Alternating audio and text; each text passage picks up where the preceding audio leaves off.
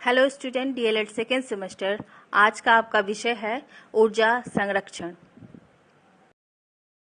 मानव सभ्यता की आधारशिला तकनीकी विकास है। तकनीकी विकास को प्रौद्योगिकी विकास भी कहा जाता है।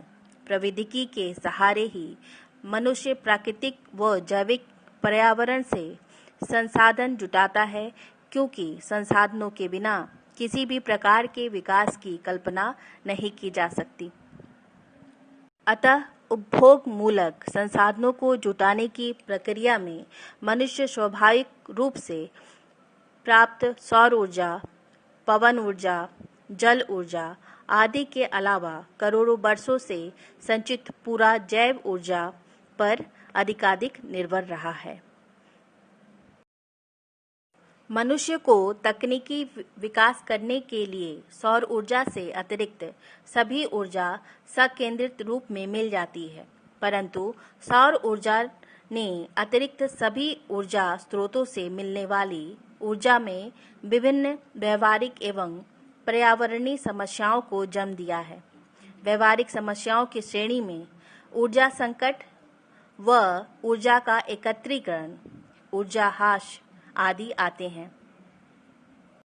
अतः पृथ्वी के विशाल पारिस्थितिक तंत्र की सक्रियता तथा निरंतरता बनाए रखने एवं ऊर्जा संकट जैसी समस्याओं से निपटने के लिए ऊर्जा को संरक्षित करने की बहुत ही आवश्यकता है। मानव को ऊर्जा संरक्षण अपनाने हेतु निम्न कदम उठाने चाहिए, जो इस प्रकार से हैं।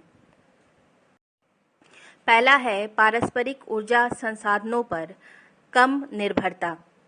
पारस्परिक ऊर्जा स्रोतों जैसे लकड़ी, कोयला, खनिज तेल आदि सभी के भंडार सीमित हैं। अतः इनके स्थान पर वैकल्पिक ऊर्जा स्रोतों को तलाशने की आवश्यकता है। वैकल्पिक ऊर्जा को सर्वसुलभ बनाना। पारस्परिक ऊर्जा स्रोतों के भंडार सीमित होने के कारण मानव का रुझान वैकल्पिक ऊर्जा की ओर बढ़ा है। वैकल्पिक ऊर्जा की ओर रुझान बढ़ने का कारण इनका नवीनीकरण होना भी है, अर्थात इन ऊर्जा स्रोतों से निरंतर एवं अबाध गति से ऊर्जा प्राप्त होती रहती है। इन वैकल्पिक स्रोतों के तौर पर मानव सौर ऊर्जा, जल ऊर्जा, पवन ऊर्जा, जैव ऊर्जा, भूतापीय ऊर्जा, ज्वारीय ऊर्जा आदि का प्रयोग करना सीख गया है। प्रकृति में पेट्रोलियम जैसे खनिज तेलों का वृहद स्तर पर उत्पादन पेट्रो फसलों की उत्पादकता को बढ़ाकर किया जा सकता है।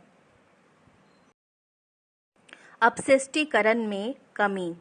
पूरा जैव स्रोतों से ऊर्जा प्राप्त करने में भारी मात्रा में अपशिष्ट पदार्थ निकलते हैं।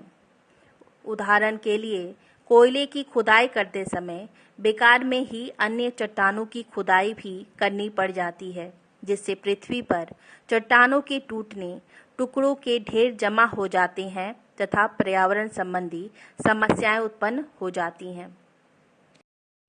ऊर्जा संसाधनों का विवेकपूर्ण प्रयोग। ऊर्जा स्रोतों के भंडार सीमित होने के कारण इनका उपयोग केवल इन्हीं कार्यों में होना चाहिए जहां इनका कोई अन्य विकल्प उपलब्ध न हो।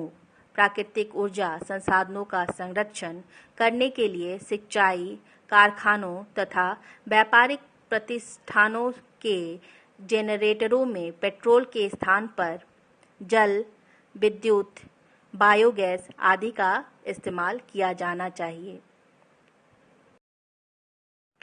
गुणात्मक समुन्नति होना।